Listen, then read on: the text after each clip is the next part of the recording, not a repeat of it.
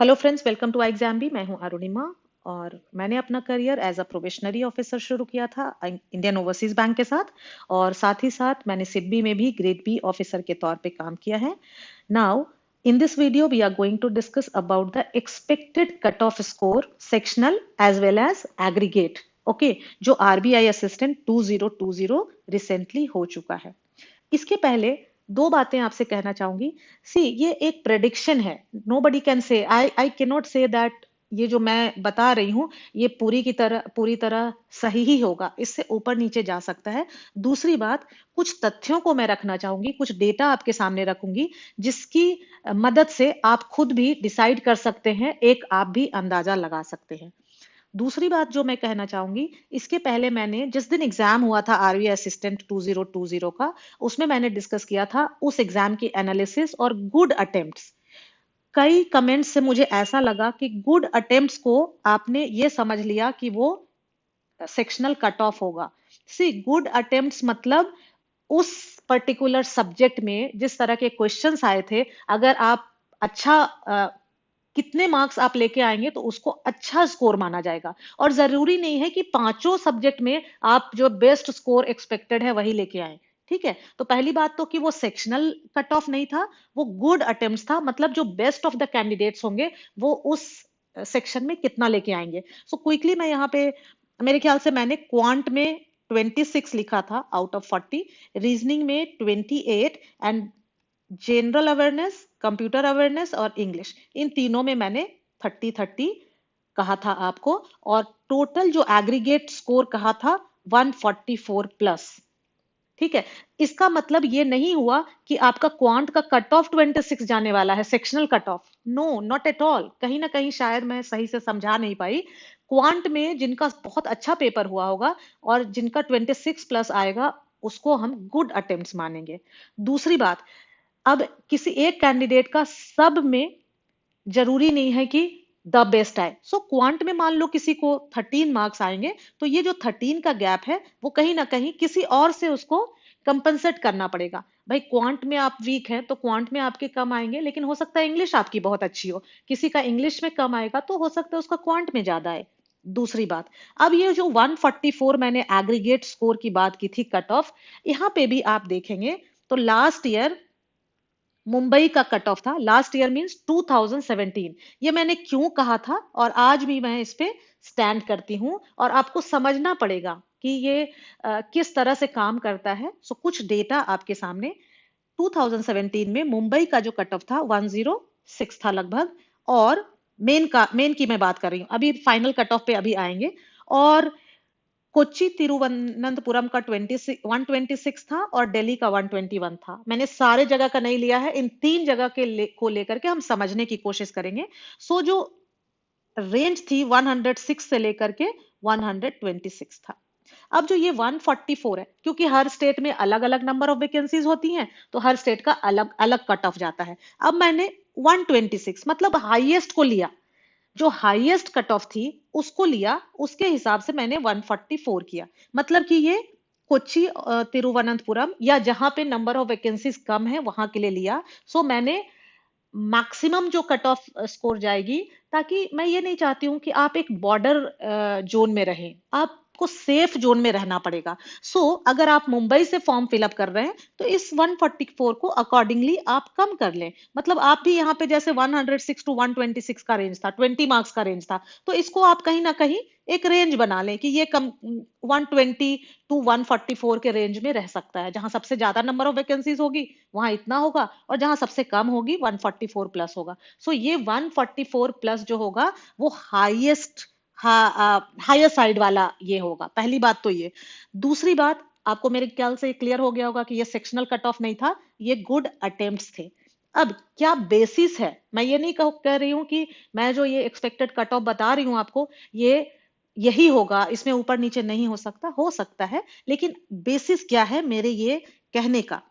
पहली बात, अगर हम 2017 से कंपेयर करें, क्योंकि 2017 का हमारे पास नंबर ऑफ वैकेंसीज भी है, difficulty level of the paper भी है और रिजल्ट भी है। तो मुंबई में ये था कट ऑफ मेन का, और फाइनल कट ऑफ थी 109.25। ओके, नाउ क्या फर्क हुआ पहले सबसे पहले समझ लेते हैं क्या फर्क हुआ मेंस के कट ऑफ में और फाइनल कट ऑफ में। क्योंकि मेन का कट ऑफ जो है वो आपके मेन के ऑनलाइन एग्जामिनेशन के बेसिस पे हुआ जो आपका रिटन हुआ, और फाइनल कट ऑफ जो हुआ ये भी आपके ऑनलाइन पेपर के बेसिस पे ही हुआ। क्योंकि इसके बाद मेंस के एग्जाम के बाद आपको एलपीटी के लिए कॉल आती है, और एलपीटी क्वालिफाइंग होता है, लैंग्वेज प्रोफिशिएंसी टेस्ट, वो आपका क्वालिफाइंग होता है। मतलब वहां के मार्क्स यहाँ पे ऐड नहीं हो रहे हैं। तो ये कट ऑफ कैसे बढ़ गई? क्योंकि अब मान लेते हैं इसको, इस एक एग्जांपल से समझते हैं। सो मान लेते हैं कि किसी स्टेट की वैकेंसी है 100 और एलपीटी के लिए 300 लोगों को बुलाया गया। ओके, लगभग 2 से 3 गुना लोगों को बुलाया जाता है। मतलब किसी स्टेट की अगर 100 वैकेंसी है तो 200 से 300 लोगों को बुलाया जाता है एलपीटी के लिए। अब ये जो 300 लोगों को बुलाया गया एलपीटी के लिए, फर्स्ट रैंकर को आए हैं 160 मार्क्स, ये मार्क्स हैं। और जो 100th रैंक पे है उसको आए हैं 140, और जो 200th रैंक पे है उसको आए हैं 120, और जो लास्ट पोजीशन पे है 300th पोजीशन पे है उसको आया है 110। ठीक है। अब चूंकि एलपीटी आपका क्वालिफाइंग है, मान लो एक ऐसा सिनारियो कि कोई भी एलपीटी में डिस्क्वालीफाई नहीं होता है, सारे के सारे लोग क्वालिफाई हो जाते हैं, तो 140 जाएगी final cut off after LPT. Okay, मतलब कि मेन के बाद आपका 110 था कट ऑफ, और एलपीटी के बाद आपका 140 चला गया कट ऑफ। क्यों? क्योंकि कोई भी डिस्क्वालीफाई नहीं हुआ। मान लो 100 लोग डिस्क्वालीफाई हो जाते हैं, तो 100 लोग तो निकल गए उसमें, मतलब 200th पोजीशन तक, तब आपका फाइनल कट ऑफ जाएगा 120। आई होप आप समझ गए होंगे। अगर मैं लास्ट ईयर की बात कहूं तो लास्ट ईयर 105 था मेन का कट ऑफ, और 109.25 था फाइनल कट ऑफ। मतलब कि बहुत सारे लोग, आप देख रहे हो गैप कितना कम है, सिर्फ 4 मार्क्स का। बहुत सारे लोग इसमें एलपीटी में डिस्क्वालीफाई हुए थे। सो एक ऐसा समय था जब ये कहा जाता था कि एलपीटी में आपको टेंशन लेने की जरूरत नहीं है, लेकिन नहीं, आरबीआई असिस्टेंट में खास करके एलपीटी का बहुत बहुत ज्यादा इंपॉर्टेंस है तो ये क्वालिफाइंग नेचर का, काफी सारे लोग इसमें डिस्क्वालीफाई होते हैं। अगर मैं लास्ट ईयर की बात करूं, मुंबई की, जहां का हम यहाँ पे कट ऑफ डिस्कस कर रहे हैं, तो मुंबई में 264 वैकेंसीज थी।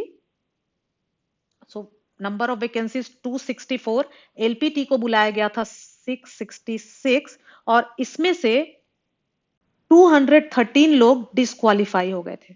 कैन यू इमेजिन कि 264 वैकेंसी थी, 264 वैकेंसीज थी, एलपीटी में 666 को बुलाया गया, और इस 666 में 213 लोग डिस्क्वालीफाई हो गए। इसीलिए आपका यहाँ पे जो गैप है वो बहुत ज्यादा नहीं है। लेकिन अभी ज्यादातर जो सीरियस कैंडिडेट्स हैं उनको ये बात पता थी कि 2017 में ऐसा हुआ था, ये सारी इंफॉर्मेशन बाहर आ गई थी, तो अभी पीपल आर वेरी केयरफुल। मतलब सिर्फ मुंबई में इतनी सारी वैकेंसीज है ये देख करके नहीं भर दिया, उन्होंने ये भी देखना है कि मैं मराठी सीख पाऊंगा कि नहीं इतनी जल्दी, क्योंकि उस स्टेट का ये गलती, ये इतने लोग डिस्क्वालीफाई क्यों हुए थे? क्योंकि मुंबई की वैकेंसीज 2017 में भी सबसे ज्यादा थी, इस बार भी है, इसकी वजह से ये नंबर आया था 213 का। जरूरी नहीं है कि इस बार भी ऐसा ही हो, और अगर इतने सारे लोग डिस्क्वालीफाई नहीं हुए तो ये जो गैप है 105 और 109 का, ये गैप बढ़ जाएगा, मतलब मेन का कट ऑफ